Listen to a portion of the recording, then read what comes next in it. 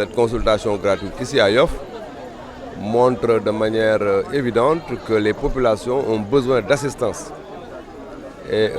j'ai été impressionné de voir l'engouement des populations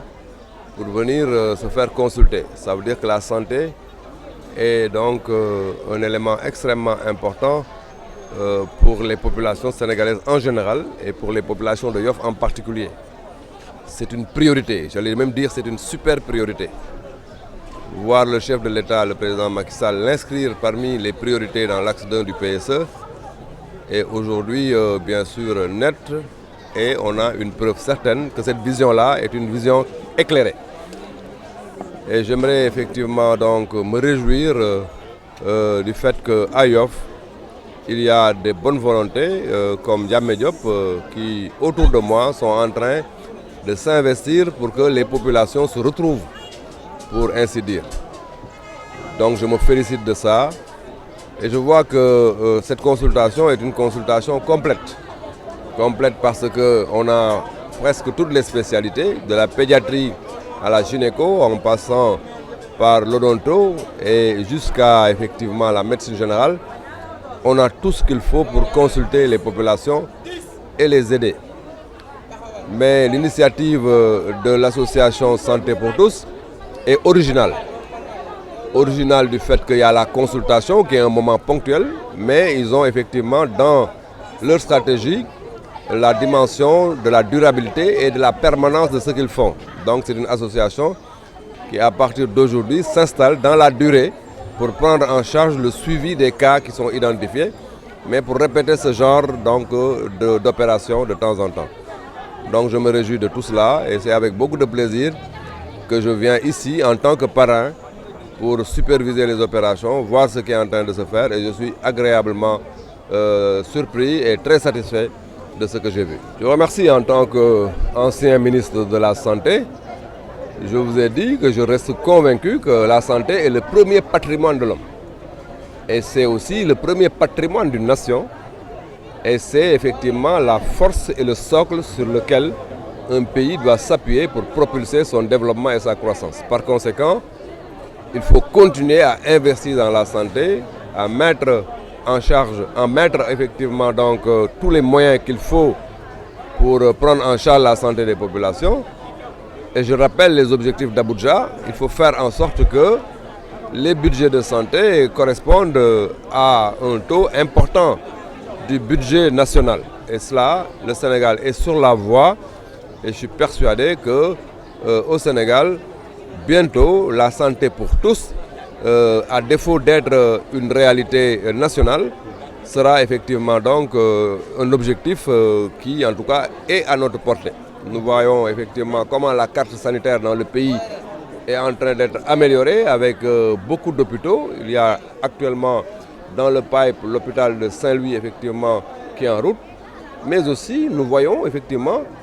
comment le système de santé est en train de se renforcer sur des initiatives importantes. Nous avons effectivement récemment vu le résultat du Comité national du don et de la transplantation qui a été mis en place sous mon magistère aboutir par la formidable, j'allais dire, réussite de la transplantation rénale. Tout cela prouve que dans ce pays, les choses sont en marche et qu'il faut continuer, il faut effectivement poursuivre le travail et faire en sorte que les investissements, les efforts aillent aux priorités et cela me semble important. bés mi nag bés bu mag la bésu Yoff la li fi am tey mosu fi am foo xam ne waxuma sax mais CNAO ñëw centre national d'appareillage ñëw pour jàppale ñi nga xam ay way laago lañ mais beneen bi mooy gynécologie tey bu ñu amoon tey benn soxna soo xam ne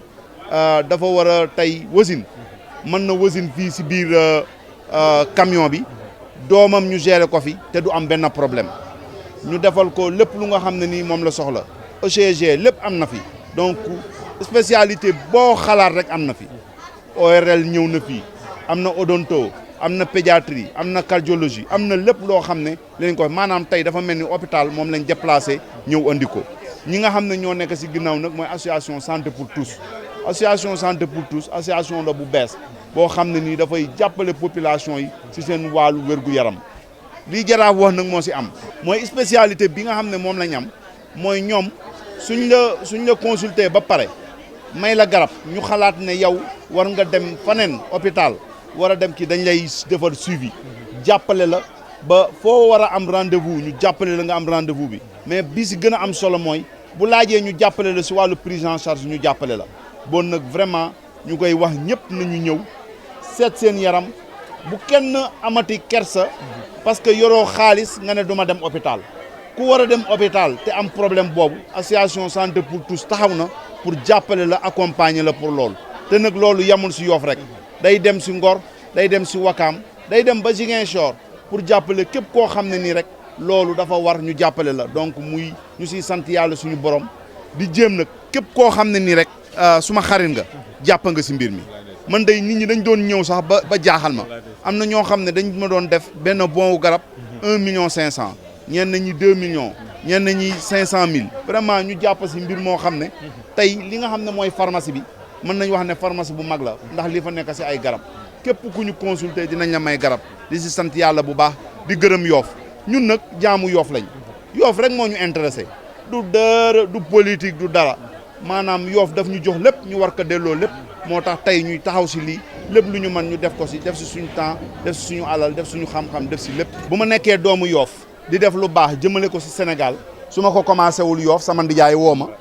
ne ma def nga lu warul donc nekk doomu Yoff juddoo Yoff Yoff jox ma lépp moo tax tey ma delloo ko Yoff mu nekk première édition bi buñ fi jógee ñu dem Ziguinchor buñ jógee Ziguinchor ñu dellu sewaat Ngor buñ jógee Ngor dem Yaraax donc ñëpp ñu ngi ñuy xaar parce que association bi fépp la am ay bànqaas. si suba léegi amoon nañ 500 tickets 500 tickets yëpp joxe nañ ko ba am ñoo xam ne ni dañu ñëw après mais 2 jours la tey la ak suba koo xam ne ni mënul amul possibilité pour ñu consulter ko bu ñëwee suba incha allah dinañ ko consulter